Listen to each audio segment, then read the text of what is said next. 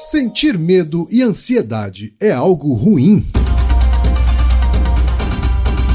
Naruhodo. Bem-vindo ao Naruhodo, podcast para quem tem fome de aprender. Eu sou Ken Fujioka. Eu sou o Altair de Souza. E hoje é dia de quê? Ciência e senso comum. Você quer apoiar a ciência? Quer apoiar o pensamento científico? Quer ajudar o Naruhodo a se manter no ar? Ouvir os episódios e espalhar a palavra já é um grande passo. Mas existe um outro jeito: apoiar o Naruhodo a partir de R$15 por mês. Quem possibilita isso é a Orelo, a plataforma de apoio a criadores de conteúdo mais legal do Brasil. E a Orelo preparou uma promoção especial para novas apoiadoras e novos apoiadores. Quem iniciar o apoio de hoje até 31 de agosto vai receber de volta a primeira parcela. É isso mesmo, a Orelo vai bancar a primeira mensalidade, estornando o valor contribuído. É bacana para o Naruhodo e é bacana para você. E você sabe, só quem apoia pela Orelo tem acesso a conteúdos exclusivos, conteúdos antecipados, vantagens especiais e acesso ao grupo fechado no Telegram. Então vem pro Orelo você também. bit.ly/naruhodo-no-orelo. E chegamos ao momento Alura. Querido ouvinte, querido ouvinte. Você quer dar um verdadeiro mergulho no mundo da tecnologia? Migrar para uma nova carreira? Aprofundar-se nessa carreira? Então assine Alura agora mesmo. Você vai estudar, praticar, discutir e se aprofundar em uma plataforma que respira tecnologia. Na Alura, você terá acesso completo ao conhecimento, onde e quando você quiser, com novos cursos todas as semanas. E ainda tem vantagem: ouvinte Naruhodo tem desconto especial. Mas para isso é preciso acessar a seguinte URL, anota aí, alura.com.br/promoção/Naruhodo. Nesse endereço, além do desconto especial, você vai conhecer histórias reais de transformação de pessoas que estudaram na Alura. Então, repetindo, acesse alura.com.br/promoção/Naruhodo. Altair, temos pergunta de ouvinte, Altair. A pessoa que mandou essa pergunta, ela é uma especialista na própria área da pergunta que ela está mandando. Olha só. Isso torna o desafio maior na resposta. Mas vamos ver o que ela tem a dizer. É verdade, a pergunta veio da bióloga Mariela Careaga, que provavelmente é de São Paulo. Uhum. E ela diz o seguinte: Oi, gente do Naruhodo, tudo bom? Escrevo pois queria sugerir um tema para tentar desmistificar a ideia de que medo e ansiedade são sempre ruins. Para as pessoas que estão na academia, em particular na área de neurociências, é normal pensar que medo e ansiedade são essenciais para a sobrevivência, mas vira e mexe eu vejo informações para a população geral colocando os dois como algo que sempre faria mal.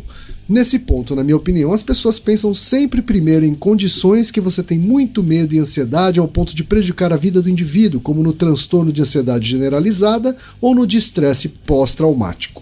Acho que seria super válido fazer um podcast com esse tema, mostrando como essas respostas, eu coloco aqui como respostas, pois eu não entendo da interpretação deles como sentimentos ou emoções, essa parte o Altair pode discutir e desenvolver melhor que eu, são importantes não só para nós humanos, mas para várias outras espécies. Eu trabalhei muito tempo com o estudo de memórias aversivas em roedores, usando o condicionamento clássico de medo, e tem uma infinidade de estudos mostrando esse tipo de aprendizado em animais, desde ratos até insetos, e que só se tornariam ruins em uma situação extrema, como em uma patologia.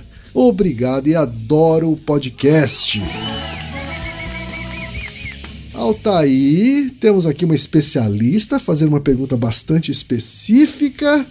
Como é que a ciência pode ajudar a gente a responder essa questão, Altair? Na verdade, a pergunta dela ela não é tão específica assim. É específica porque ela estuda especificamente roedores. Sim, exatamente. Na verdade, esse episódio é uma forma de homenagem. A Mariela fez minhas disciplinas na Unifesp, ela fez doutorado na Unifesp, fez pós-doutorado nos Estados Unidos e deve estar por lá agora e tal. Ela até colaborou já com o Nunca Vi um Cientista, com algumas atividades de divulgação científica também. Certo. Né? Ela é uma representante de muitos alunos excelentes de pós-graduação. Ela publicou vários artigos. Inclusive, vamos ter que utilizar alguns artigos dela e da orientadora dela, né, a professora Débora, o Cadu também, outro docente do departamento de psicobiologia. Eles escreveram artigos muito importantes nessa área sobre condicionamento de medo, relação com estresse e também respostas adaptativas a contexto.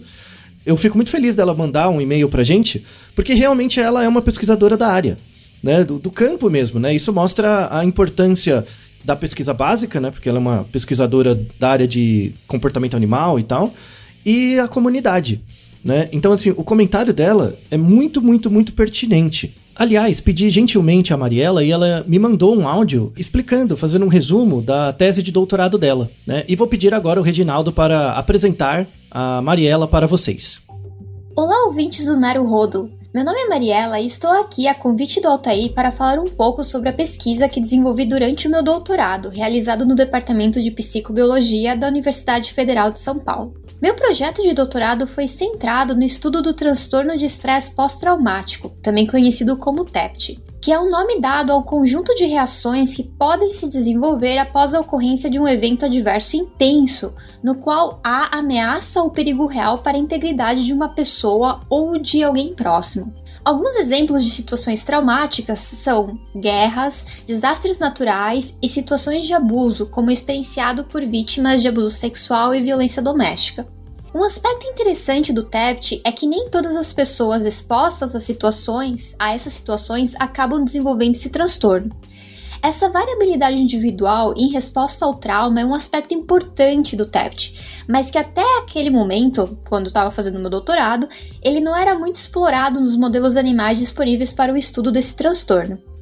Assim, durante meu doutorado, eu utilizei um modelo animal para o estudo de TEPT, no qual o trauma consistia em um choque elétrico nas patas dos animais. Algumas semanas após a exposição ao evento aversivo, eu recolocava os animais no ambiente onde eles experienciaram o choque e media o quanto eles lembravam do evento traumático. E eu utilizava essa medida da lembrança do evento aversivo para segregar os animais em muito reativos e pouco reativos. Além de avaliar diferentes respostas comportamentais, como, por exemplo, o quanto os animais lembravam do evento traumático semanas após a sua ocorrência e o quanto de medo eles expressavam ao serem expostos a um estímulo novo, como uma possível medida de hiperreatividade, que é algo comumente observado em pacientes com TEPT, eu também analisei os cérebros desses animais e medi a expressão de uma proteína chamada FOS, que é muito utilizada para avaliar se as células de uma determinada área do cérebro estão mais ou menos ativas. Assim, quanto maior a expressão de FOS, mais ativas as células daquela região estariam. Como eu analisei um bom número de regiões do cérebro desses ratos, que tradicionalmente estão relacionadas à regulação da resposta emocional, de estresse e memória, a gente decidiu construir mapas que correlacionavam o nível de atividade dessas estruturas para assim ter uma visão mais global do que acontecia no cérebro desses animais após eles relembrarem o evento aversivo ou serem expostos a um estímulo novo. O que a gente observou foi que os animais classificados como muito reativos não só lembravam mais do evento traumático ou evento aversivo e expressavam mais medo durante a reexposição a essa situação, como também reagiam mais intensamente à apresentação de um estímulo desconhecido. Esses animais também apresentavam outras alterações comportamentais que mimetizavam algumas alterações observadas em pacientes com o transtorno de estresse pós-traumático. Além disso, quando analisamos os mapas de atividade das diferentes regiões do cérebro, vimos que os animais muito reativos apresentavam um padrão de ativação bem diferente daquele observado nos ratos dos grupos controle e pouco reativos. Com esse projeto, nós caracterizamos um pouco mais esse modelo animal para o estudo do transtorno de estresse pós-traumático e a classificação dos animais em mais ou menos reativos aproximou mais este modelo daquilo que é observado em pessoas expostas a traumas. Além disso, buscar por formas de classificar como diferentes indivíduos respondem a um estressor é algo muito interessante, pois pode possibilitar a investigação de possíveis fatores de resiliência e vulnerabilidade ao estresse. Então, desde já, muito obrigado a Marielle pelo áudio, né, esclarecendo a tese de doutorado dela.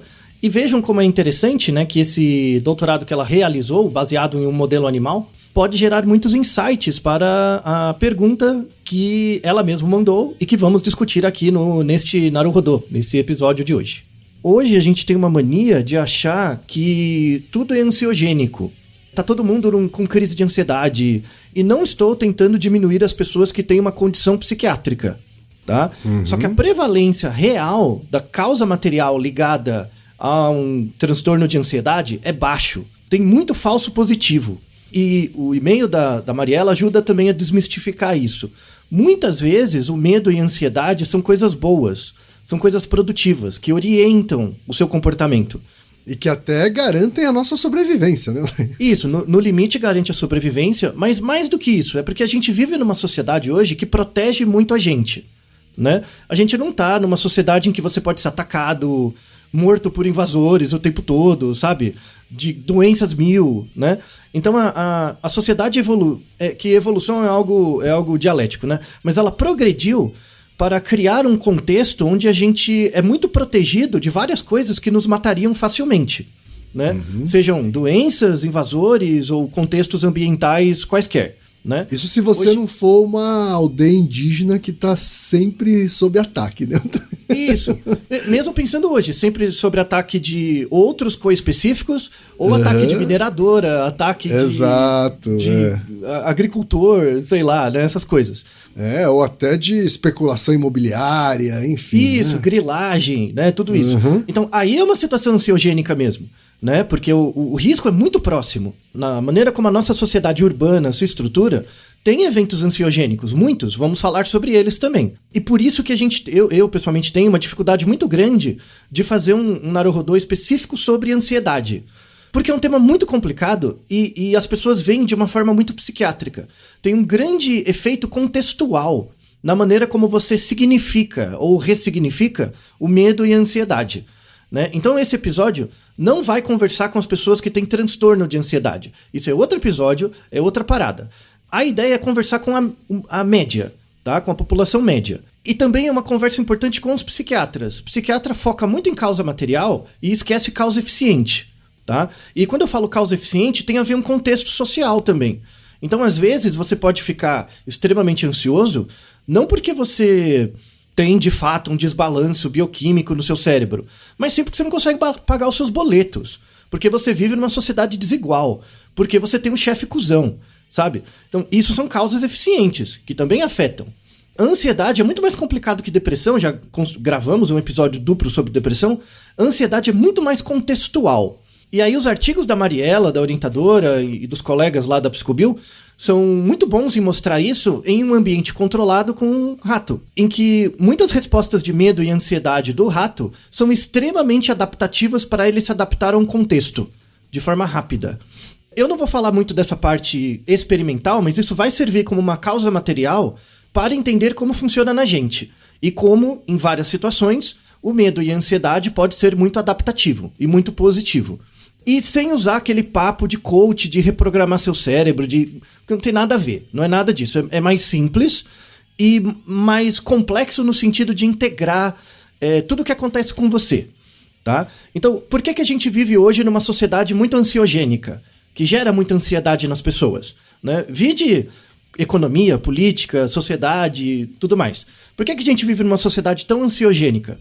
Porque as pessoas não conseguem controlar o que controla elas. Porque hoje a vida é muito complexa, né? É esperado. Assim, é completamente esperado que a prevalência de transtornos mentais aumente um pouco. Não porque as pessoas estão ficando mais doentes, necessariamente, mas porque a sociedade está ficando mais complexa. A gente tem mais coisas para lidar, né? Como a gente tem mais coisas para lidar no momento de decidir coisas, é óbvio que a gente vai ter mais estímulos. E aí gera dificuldades, você vai ficar mais ansioso e mais incerto sobre o futuro.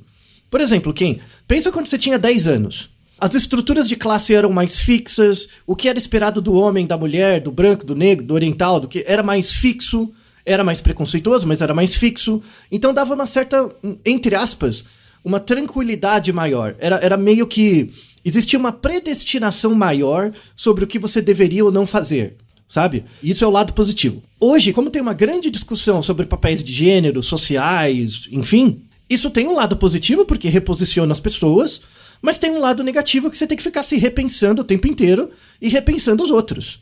É muito difícil. E é difícil mesmo. Ele pede um esforço, né? Um esforço individual.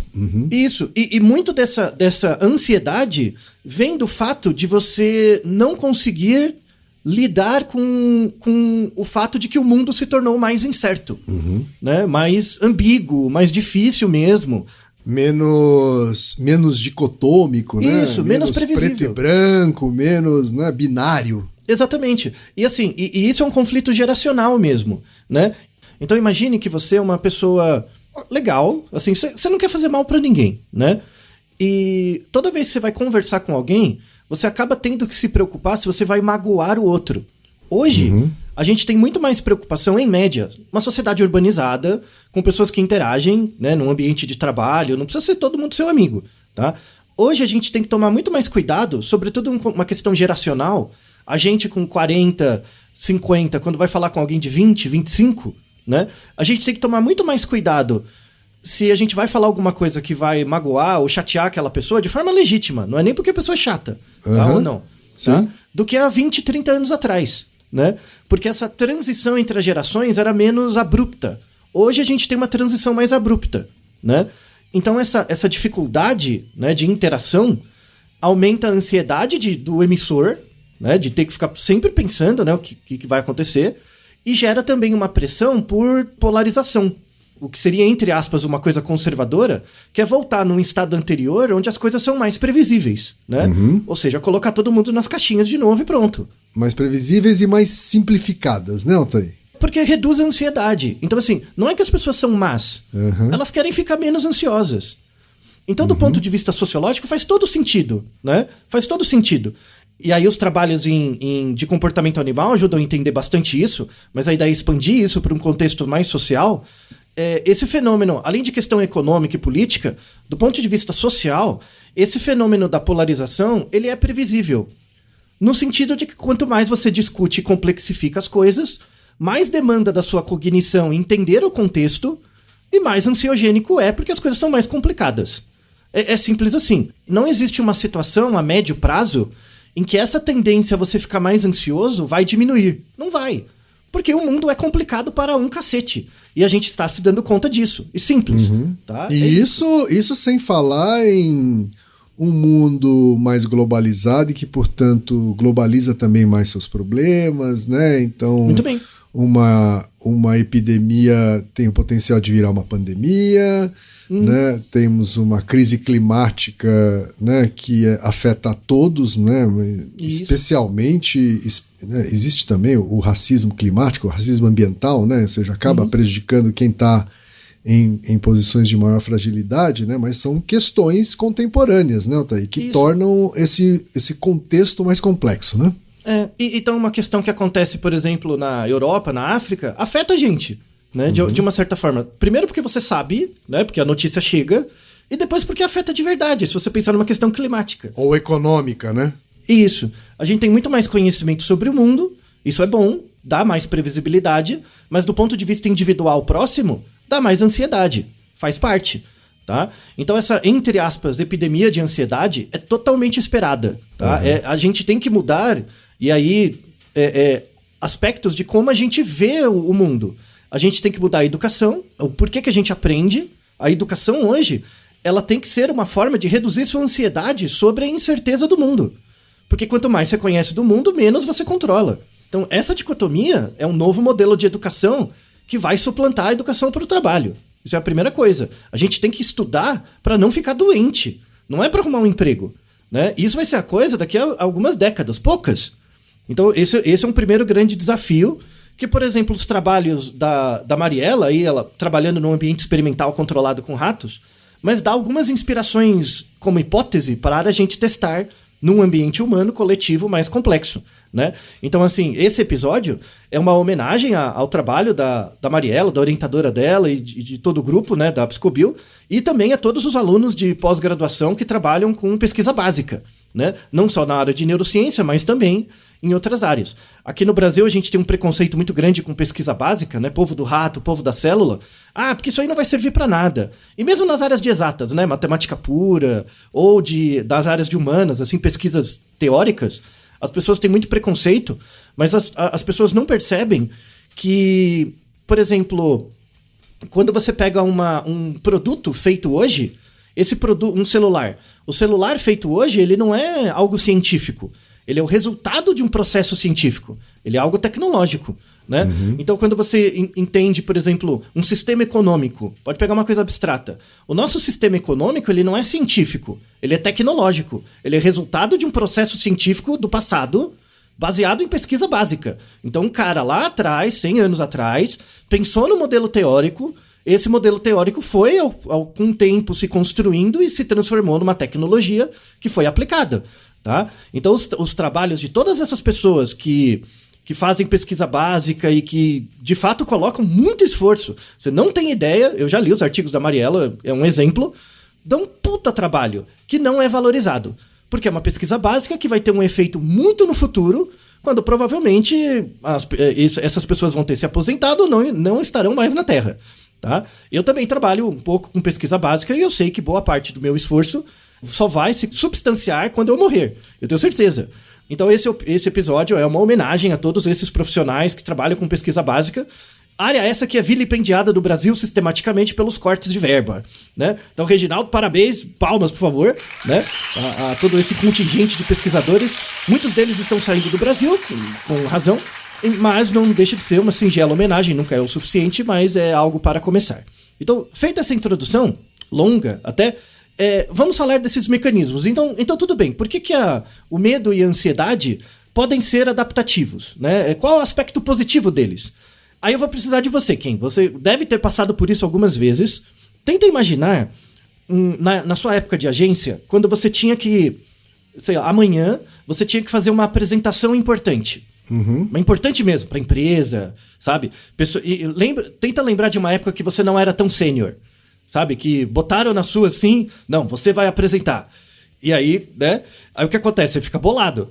Né? Nossa, depende de mim, você fica normal, você fica nervoso, fica ansioso, pode ficar com medo. Aí imagina que você vai fazer uma apresentação com outra pessoa. É você e mais um, né? Vocês dois vão apresentar, né? E imagine que você está nervoso.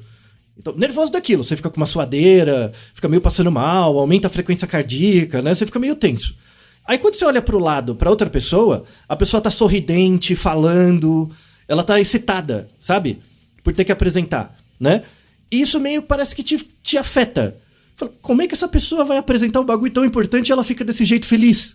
Né? Eu aqui tô todo me borrando com medo, né? Tô todo desgraçado. Como é que ele... Já aconteceu com você isso? De você ver a outra pessoa rindo? Uhum, sim.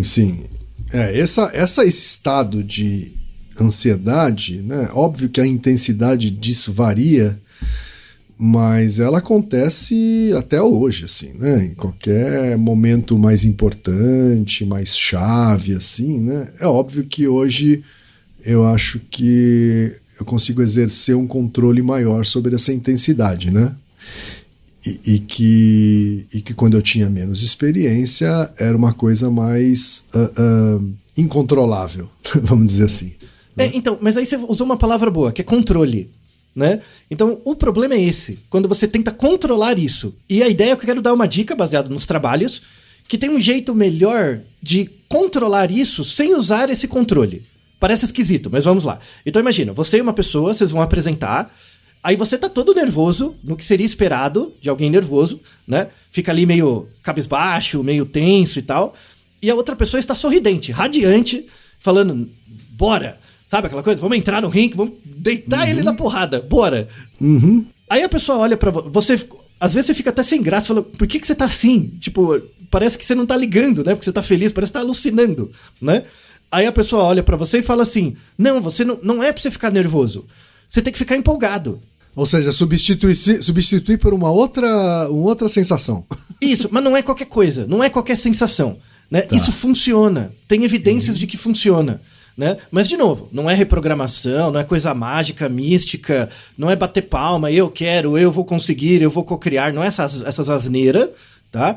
É uma coisa fisiológica. E tem um mecanismo muito interessante, que é assim, a gente tem um Naruhodo mais antigo, que é 164, que a gente explica as emoções, né? E a gente explica a diferença entre emoção, afeto e sentimento, né? Mas pegando esse pedaço da emoção, a emoção é sempre uma junção da fisiologia do seu corpo. Você sempre sente a emoção no corpo. Aumenta a frequência cardíaca, você sua e tal. É sempre uma junção da fisiologia e de uma percepção. Mas a percepção não é o que você acha. É uma percepção do momento, do contexto. Então deixa eu te dar um exemplo. Por exemplo, imagina que você vai atravessar a rua, o farol abriu pra você, tá? Você é o pedestre. O farol abriu pra você. Aí você começa a andar na faixa de pedestre. Vem um carro muito rápido. Você acha que ele não vai dar tempo de parar, né?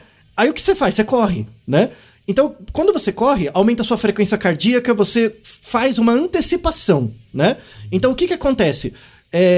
Tem um efeito no seu corpo. Nossa, o carro tá vindo rápido. Aumenta a sua frequência cardíaca, você fica meio tenso, você corre, né?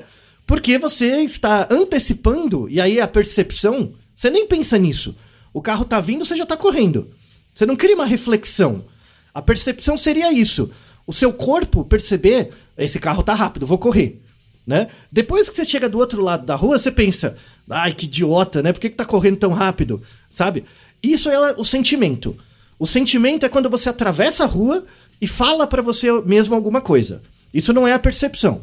A percepção é quando você tá andando e tem meio uma reação automática de correr pro carro. E isso é uma situação. Agora imagina numa situação seguinte. Você tá num autódromo, você tá bem na frente, assim, da plateia, lá da arquibancada, bem perto, e os carros fazem muito barulho, né? Aí imagina que você tá numa posição que o carro vem de frente pra você e de repente faz a curva. Quando o carro chega rápido, dá a sensação que ele vai pular aquele negócio, pular em cima de você, né? Aí o piloto vira. Você sente no corpo a mesma coisa.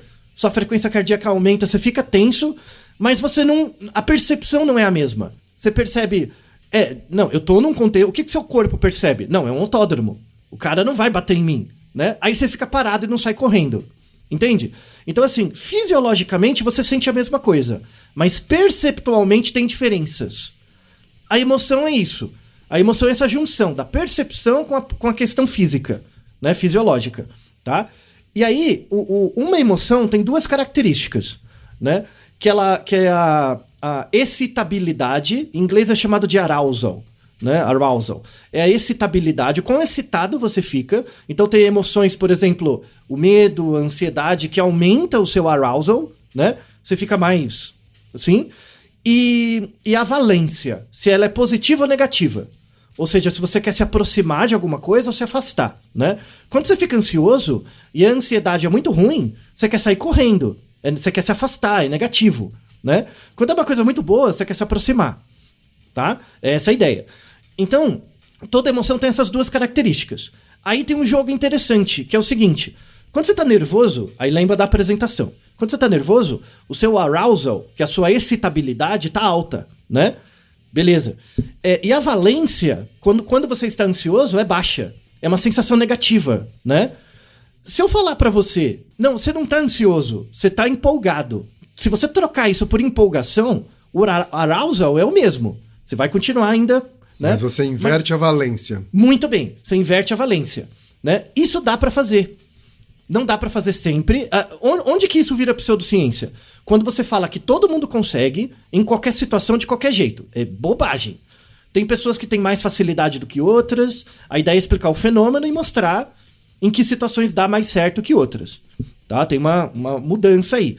Mas esse palpite de você, essa sensibilidade de você notar que as emoções são fisiologias mais uma percepção, ajuda muito.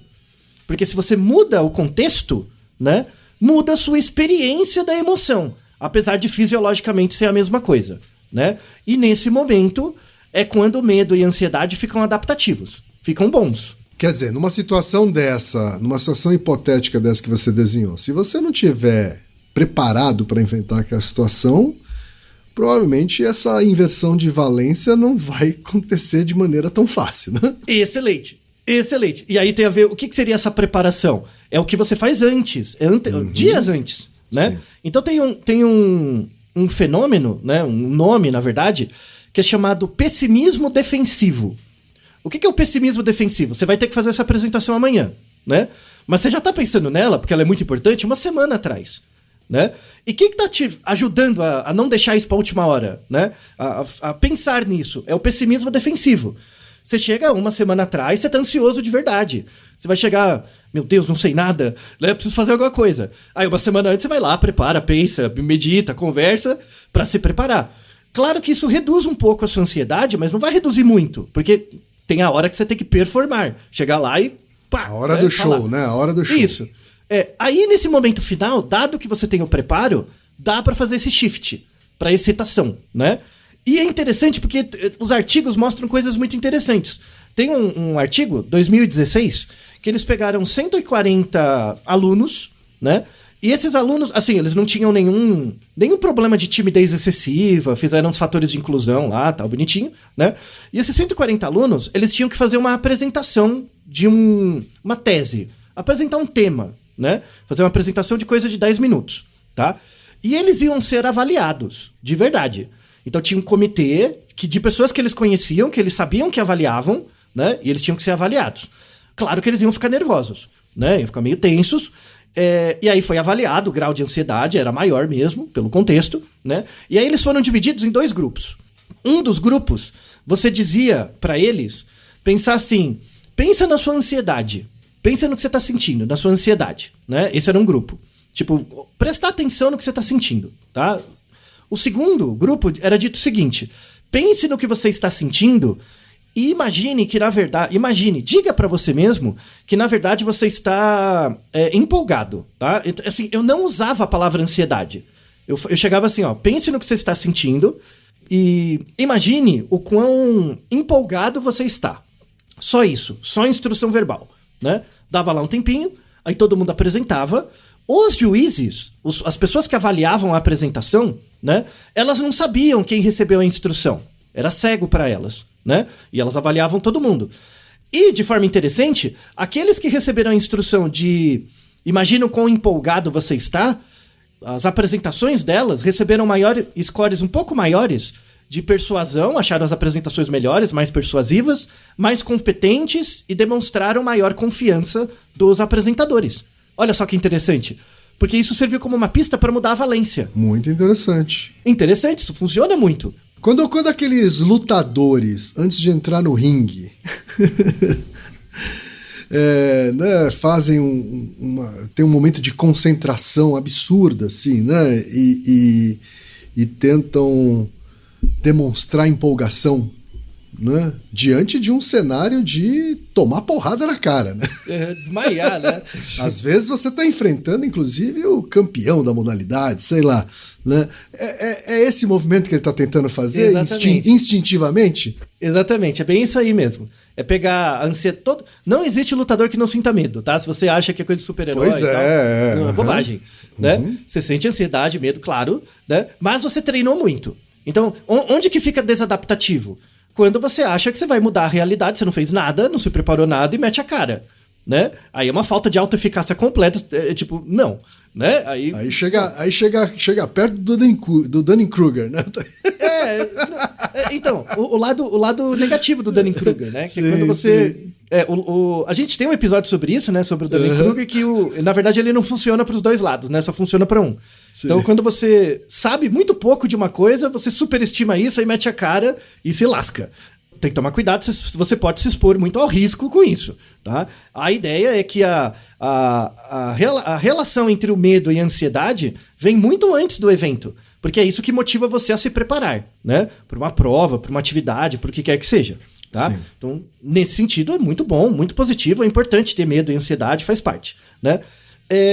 Eu quero mostrar, esse artigo é de 1962, tá? Então tem uma questão histórica, é muito interessante. Ele foi reproduzido depois, nos anos 90. Ele é muito legal. Assim, a sacada dele é legal, né? Eles fizeram assim, ó, só para você ver essa relação entre o contexto, né, o ambiente, a fisiologia e a percepção, né? Igual o carro vindo pra cima de você. Esse povo da psicologia social, quando sabe fazer bons experimentos, eles são muito criativos. Era assim, ó, eles pegaram um grupo de homens, só homem, heterossexual, para poder ter controle. Pegaram só um grupo homogêneo, homens heterossexuais. Aí eles fizeram o seguinte, tinham 2 pontes lá na universidade, 2 pontes. Tinha uma ponte de concreto, Era uma ponte, uma travessia, sabe? A pé mesmo, né? Uma passarela. Tinha uma ponte de concreto rígida e um pouco pra frente tinha... Sabe aquelas pontes... Não é aquelas pontes de arvorismo, que você vai cruzar a ponte e você fica segurando, parece um macaco, e cai. Não, não é isso, tá? Era uma ponte mesmo, só que ela não era rígida, sabe? De madeira, com umas cordas que balança, né? Tá. Então, se você tem meio medo de altura, você dá medo aquela ponte, porque ela balança. Ela é firme, mas ela balança, tá? Então tinha essas duas pontes, né? Aí eles fizeram o seguinte, olha só. Eles pegaram 2 grupos de pessoas. Um grupo de pessoas ia nessa ponte mole, nessa ponte suspensa frágil, né? E aí o experimentador ia também. Então um vinha de cada lado, se encontrava no meio, né, da ponte. Aí o experimentador apresentava uma imagem, uma figura, e pedia pra pessoa contar uma história sobre a figura, no alto da ponte, tá? Aí a pessoa contava uma história, enfim, né? E aí o experimentador dava o telefone dele pra pessoa e dizia, olha, se você quiser saber um follow-up da pesquisa, depois que a gente entrevistar todo mundo e tal, coletar os dados, você liga pra mim, tudo bem? Dava o contato e tal, normal, né? Certo. E aí um grupo fez isso, contaram uma história sobre uma imagem e recebeu o telefone na ponte frágil, né? E a outra na ponte de concreto. Beleza, todos homens, tá bom? Ok. O que aconteceu, né? Primeiro resultado interessante. Quando você estava, os participantes que estavam na ponte de cordas, né, mais frágil, nas histórias que eles produziam, apareceu uma maior quantidade de histórias românticas ou de cunho sexual. Nas histórias, tá? E eles relatavam também sentir mais medo, porque a ponte balançava, né? Então eles sentiam mais medo, né? Assim, a gente avaliava quanto de medo você sente por estar na ponte, né? Eles davam scores maiores, o que faz todo sentido, mas o que não fazia todo sentido era as histórias aparecer conteúdos mais sexualmente ativos nas histórias. Pela mesma imagem, era a mesma imagem para todo mundo. E as pessoas os caras que contaram histórias na ponte de cordas ligavam com maior frequência para o pesquisador, também, para querer saber o follow-up. Sobretudo quando o pesquisador era mulher. Quando era uma mulher, ligava mais do que... O pessoal da ponte fixa, rígida, não acontecia isso. Eles ligavam, mas uma frequência menor, e as histórias eram mais neutras, né? E aí vem esse negócio, né? A explicação, tipo... Como eu coloquei você num contexto instável, que você não tem controle, isso gera um medo no corpo. O seu corpo, ele não sabe o contexto. O seu corpo aumenta a frequência cardíaca, você fica com medo, né? O seu corpo sente isso. Na hora de você produzir um comportamento nesse contexto, você produz um comportamento adaptado ao contexto. Quando a pessoa que você está conversando é uma mulher, a história sai romântica, com maior frequência. Porque você usa essa sensação do corpo de medo e associa com um contexto para achar que é um flerte. Olha que coisa doida. Que doideira. Não é interessante? Então, isso no marketing acontece muito. Eu coloco você num certo contexto para iniciar um estado emocional e dentro daquele contexto você ressignificar a relação com o produto, por exemplo, né? Isso é muito usado. Cheiro, cor, umas coisas de fundo. Ou o piso às vezes é meio estranho. A música, né? A música. Isso, você pega uma cena sem música, depois põe a música, muda tudo, né? Porque muda o estado interno, tá? E aí você associa com o contexto. Esse efeito é muito robusto, é fantástico. É muito interessante mesmo. Eu lembro de um caso, né? Que é a da Lisa Barrett, é uma grande pesquisadora de emoções, que ela conta um exemplo que eu acho ótimo. Assim, que ela fazia doutorado, né? E tinha um rapaz do laboratório que gostava dela. Queria chamar ela pra sair, né? Assim, respeitosamente, né? Aí o cara falava, toma um café comigo e tal, alguma coisa assim. Aí um dia ela aceitou. Falou, não, tá bom, vamos. Aí eles estavam tomando um café, só isso. E enquanto ela estava tomando café com ele, ela sentiu uma queimação. O rosto quente, sabe? Né? Aí qual que foi a interpretação disso? Nossa, eu acho que eu tô gostando dele. Ela falando isso pra ela mesma. Acho que eu tô gostando dele e tal, né? Aí quando ela chegou em casa, se despediu, tal. Quando ela chegou em casa, ela caiu de cama uma semana com gripe. Ela tava doente. Só que naquele momento, o sintoma da doença fez ela achar que tava gostando do cara. Caramba! Não é interessante? Muito. Então, é exatamente isso. É essa relação, né, entre o seu estado interno e o contexto vai criando uma percepção. E dessa percepção você emula um sentimento, né? Que aí você usa isso para mediar a sua relação com o mundo. E aí isso tem implicações sociais muito grandes, né? Então, você tem, sei lá, você tem dificuldade para pagar as contas, né? Isso não gera uma ansiedade? É igual você tá na ponte, imagina você lá na ponte de corda, né? Na ponte frágil, é você com seus boletos, tá ali, né? O veneno, né? Isso gera variação do estado interno, né? É normal. Aí, dependendo do que acontece na sua vida, isso pode levar você a um quadro ansioso, grave ou depressivo, ou uma outra coisa ou não, ou uma coisa adaptativa. Depende do que tá acontecendo. Então, por exemplo, você tá nessa situação instável. Aí você abre a internet e vê um monte de desgraça, Twitter, Instagram, todo mundo reclamando. Claro que vai reverberar nisso e levar para um lado, né? Mas você pode, é o que eu sempre lembro, um amigo meu israelense sempre falava isso, que todo problema é uma solução, né? E eu não tô falando dessa coisa de psicologia positiva, essa bobagem, essa positividade tóxica do diabo, né? Mas de fato, é um fato. Todo problema tem uma saída, uma raiz de solução, né? Todo problema é uma solução. Esse medo, ele pode gerar uma ansiedade que para algumas pessoas mobiliza ela a mudar o seu estado. Não, eu vou tentar, mas não é tentar de uma forma maluca, que é, por exemplo, fazer uma prece, né? Nossa, eu não consigo pagar meus boletos, vou pedir para Nossa Senhora dos boletos atrasados para me ajudar. Né? Não é isso. Mas você vai construir um sistema, uma estratégia. Você constrói uma estratégia. Não, eu tenho que fazer alguma coisa. Então, onde que eu tenho que chegar? O que eu tenho que fazer? E construir os pedacinhos, né? Para ir reduzindo a incerteza e tendo mais controle. Pode ser que dê tudo errado? Claro que pode. Até porque se você tiver de fato numa ponte mole, né? E isso, muito bem. A coisa fica mais complicada, né? Muito bem. Nada muda o fato de você estar numa ponte frágil. Nada muda isso. Daí a importância, por exemplo, de você garantir um Estado de direito, redução da desigualdade, para que essa ponte, que não depende da pessoa, a pessoa está lá por uma contingência, a ponte não foi ela que fez. Para que essa ponte fique mais estável, né? Isso depende de um esforço coletivo distante. Porque quando a gente tem, né, como uma situação de hoje, milhões de pessoas, dezenas de milhões de pessoas que não sabem o que vão comer isso naquele dia, é uma ponte frágil demais, né, Altair, para conseguir pensar em alguma estratégia, né? Exatamente. E aí você cria, de fato, uma epidemia de ansiedade. De fato. Por quê? Por causa da ponte, que é a estrutura, que não depende do indivíduo. É algo inescapável que está distante, né? Isso se aplica a questões de gênero, questões raciais. Então, por exemplo, você nascer negro é uma ponte frágil. Atrapalha tudo, não importa o que você faça, dependendo do contexto da situação. Hoje está sendo discutido isso melhor. Então, de novo, você torna as pontes mais rígidas, mas as pessoas, a contrapartida, as pessoas têm que pensar mais sobre com quem elas estão interagindo. Porque algumas pessoas têm a ponte muito rígida. Então, para ela é fácil, né? Que são os privilégios, as condições e tudo mais. Para elas é fácil. Você tem que diminuir a rigidez dessas pontes muito rígidas e aumentar a rigidez das outras.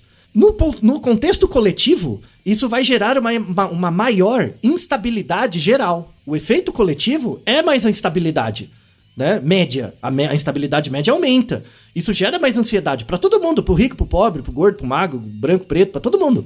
A ideia é como que a gente lida com isso? Como que a gente readapta isso? A grande saída é a educação. É ressignificar a educação para que a educação sirva para você entender a complexidade ao invés de só arrumar um emprego. Já não é mais isso. Não é mais suficiente isso. É uma metáfora boa, né? Essa da ponte e você em cima. Eu né? gostei dessa metáfora, viu? Porque, de fato, né? Ela inclusive diferencia quem está em pontes com estados diferentes, né, Altair? Isso. E que é difícil para todo mundo, sabe? No fundo, é difícil para todo mundo. É muito difícil você abrir mão de um privilégio, por um lado, né? E é difícil pro outro, que não tem aquele privilégio, começar a tê-lo, porque ele vai entrar em outros espaços onde ele não tinha acesso. Isso dá uma puta insegurança também. Então é difícil pra todo mundo, tá? É uma dificuldade coletiva, é muito complicado mesmo. Mas aí tem uma questão de causa material também, né? Então se existe essa metáfora da ponte, da pessoa e tal, como que acontece isso no cérebro, né? Que é a causa material, porque não adianta nada, é uma boa metáfora, mas se não tiver uma causa, um mecanismo, né, não ajuda. A gente tem 3 áreas cerebrais relacionadas com isso, que é muito interessante, né? Que é o hipotálamo e o tálamo, né? O tálamo, a amígdala e o córtex pré-frontal. São as principais áreas relacionadas com medo, né? Diretamente. A gente tem 2 Naruhodo sobre medo, né? Que a gente até fala de outras áreas também, mas principalmente tem esse triângulo. Existe uma via neural entre o hipotálamo e a amígdala. E essa via é curta. Isso é chamado rápida, é uma via rápida. Rapidinho o sinal chega ali, né? E tem uma outra via entre o hipotálamo e o córtex pré-frontal. essa via é longa. O sinal leva um pouquinho mais de tempo. Tá, quando você fala longa, significa Não, o quê? Questão de milímetros de segundos, milésimos de segundos. Isso. Mas é o suficiente para o seu cérebro diferenciar. O que importa é isso, o rápido e o lento é o suficiente para o seu cérebro discriminar, tá? Então, o hipotálamo manda sinal para 2 lados, para a amígdala e para o córtex pré-frontal. A amígdala, ela tem várias funções com a emoção e tal, mas ela codifica muito a sensação de medo, tá? A amígdala. O córtex pré-frontal é a parte da percepção. É a percepção do contexto, o que está acontecendo e tal, né? Então, o que acontece? Você está numa situação, você vai apresentar, você está numa situação aversiva, né? O hipotálamo chega, manda um sinal para a amígdala e para o córtex pré-frontal, ao mesmo tempo, né? Chega na amígdala primeiro, porque é mais perto. Aí a amígdala, ai meu Deus, medo, né? Aí o córtex pré-frontal vê isso depois, que é a percepção, porque o sinal chegou depois. Aí o que o córtex pré-frontal faz? Ele manda um sinal pra amígdala e fala, calma, tá tudo bem, é só uma corrida de carro, sabe? Você não vai ser atropelado. Olha, você estava falando, me veio uma situação, por exemplo, que eu já vivi várias vezes e queria saber se corresponde a essa diferença, essas 2 vias, né? Que é quando você ouve, por exemplo, o som de um carro freando e o seu corpo, ele congela na hora, assim, sabe? Isso, você sente um arrepio até, assim, e aí quando você olha, ou não aconteceu nada, ou aconteceu, ou tá longe de você. Pode até ser um sinal de perigo, mas não necessariamente um sinal de perigo para você. Isso, né? Exatamente. E aí você acalma imediatamente, assim, sabe? Uma questão de segundos, né? Isso, é exatamente isso que aconteceu. Entre o seu corpo gelar e você acalmar. Isso, esse triângulo. O sinal chega primeiro na amígdala, você, ai meu Deus, né? Aí depois você olha, um segundo depois, o córtex pré-frontal fica, calma, você não morreu, tá tudo bem, é isso aí, tá? Então isso acontece o tempo inteiro, é extremamente adaptativo, né? Eu não posso dar um remédio pra inibir isso, porque aí você morre, você deixa de viver. Né? Não faz nenhum sentido, tá? Tem remédios, inclusive nos experimentos com rato, né? O propanolol, tem remédios que atacam essa ligação, né? E aí você vê que o rato não, em alguns contextos ele exibe medo demais, dependendo da onde, ou exibe medo de menos, né? Então tem essa regulação. Aí eles usam isso como uma indicação para propor algum tipo de medicamento para casos mais graves. Aí tem toda uma discussão farmacológica para isso também, que pode ser tratado em episódios posteriores. Mas a ideia aqui é mostrar que tem uma causa material para esse fenômeno de você sentir uma coisa no seu corpo, chama de ansiedade, mas na verdade é possível transformar isso em empolgação, né? E isso pode te ajudar, desde que tenha preparo, né, anterior, sim. E desde que tenha certas características do indivíduo, né? Então assim, todo mundo consegue fazer isso? Numa situação de ansiedade, transformar isso em empolgação e bora, vamos deitar ele na porrada, igual o lutador, né? Bota a música do rock, sabe? Vai! Né? Não é todo mundo, tá? Tem pessoas que têm mais facilidade que outras, aí depende de características idiosincráticas do indivíduo, e tem a ver com traços de personalidade. Então, pessoas com maior grau de neuroticismo é o quanto você se preocupa com as coisas. Sim. Quanto você é noiado, tá? Quando você é muito noiado com as coisas, você tem uma tendência menor a transformar a ansiedade em empolgação. Tem maior dificuldade. Mas não quer dizer que você não possa treinar. Dá pra melhorar. Todo mundo melhora um pouco, tá? Pode não ficar ideal. Você não vai ficar, sei lá, o Silvio Santos, sei lá, o apresentador de programa de domingo, né? Mas dá pra melhorar bastante, tá? Com treino, você melhora bem, né? E aí você lembra quem de uma... Hoje, qualquer esquina você acha uma camiseta com isso, virou um meme enorme, um quadrinho. Sabe a primeira versão era assim, era uma frase que tinha nas camisetas aparece tipo uma coroa em cima e aparece Keep Calm and Carry On. Sim. Sabe? Sim. Né? Um clássico. É um meme internacional, né? Isso. Então, sabe quando ele surgiu? Ele surgiu na Segunda Guerra. Né? Ele surgiu na Segunda Guerra. O ministro da Informação americano, na época da Segunda Guerra, no final da Segunda Guerra, ele estava tinha uma aura de muita incerteza nos Estados Unidos, com razão, né? E na Inglaterra também. E aí ele disse essa frase, né? Que significa fica calmo e continue, né? Isso, e bora, né? E aí essa frase na época viralizou muito nos Estados Unidos, né? Mas teve uma volta depois, em 2007, mais ou menos, por uma campanha publicitária. E aí pegou um meme. E aí todo mundo... Aí troca, né? Keep calm, man. Aí você coloca qualquer outra palavra. Aí, né, alterou. Tá? Mas o original é keep calm and carry on. Keep calm e ouça Naruhodô. Isso, exato. É isso, por exemplo, tá? Essa frase explica bem esse movimento, né? Esse movimento de você passar do medo e da ansiedade para a empolgação, ou excitabilidade ou algo do tipo, né? E aí tem um nome em inglês para isso que chama appraisal, né? Appraisal. Não tem uma tradução muito boa, mas a tradução seria reorientação, né? Ou na verdade é reappraisal, né? O appraisal é a... Lembra que eu expliquei agora? De que quando você ouve a freada, né? Fica com medo, depois você olha e tem uma percepção, certo, né? Essa percepção do que está acontecendo é o appraisal. Quando você ressignifica isso, fala, não, eu não tô nervoso, eu tô empolgado. É o reappraisal. Entendi. Né? É uma ressignificação, uma reorientação ou uma apercepção diferente, tá? Então esse mecanismo de reappraisal, todo mundo consegue, alguns mais do que outros, né? E ele é muito importante para a sua própria adaptação pessoal. Então tem trabalhos que mostram que pessoas que têm essa capacidade de reappraisal maior, né? Elas têm melhores scores de questionários psiquiátricos, têm uma melhor qualidade de vida e bem-estar em geral, né? As pessoas que têm mais neuroticismo ou mais timidez têm mais dificuldade de fazer reappraisal, mas não quer dizer que não possa ser treinado, tá? Dá pra treinar, você melhora um pouco e aí melhora a sua qualidade de vida. E de novo, gente, não é aquele treinamento de vou reprogramar sua mente, é besteira. É um mecanismo fisiológico que todo mundo tem, que se você prestar atenção nele e treinar um pouco, melhora a sua qualidade de vida. É mais simples, menos mágico, você não precisa pagar milhares de reais por uma coisa qualquer. Tá? Um curso de Instagram mágico. Não precisa. É de graça, baseado em artigos publicados por pesquisadores, inclusive no Brasil, com o dinheiro que você pagou, só que estamos trazendo para você ler e ver que você pagou por isso. Então, né? E não é fácil. Você tem que treinar, né? Então, assim, não é mágico, não é uma pílula, não é nada disso. Treina, né? Repara, e você vai colher frutos disso com certeza. É interessante que até na descrição, né, no post do Naruhodo no B9, eu coloquei um vídeo fizeram uma entrevista com uma pesquisadora que escreveu alguns desses trabalhos, né? E a própria entrevistadora, que era uma moça, ela tinha vergonha de cantar em karaokê. Fobia, assim, muita vergonha, né? De cantar em karaokê, ela não gostava e tal. E aí ela entrevistou essa professora, né? E a pesquisadora falava assim, exatamente isso, né? Então, como você vai cantar no karaokê, você vai ficar muito ansiosa? Fala assim, na verdade eu tô num contexto em que eu posso ficar empolgado, né? Eu vou ficar empolgada, porque eu tô aqui, vou cantar e tal. Um ambiente festivo e tal. Porque depois de encher a cara, você até rebola.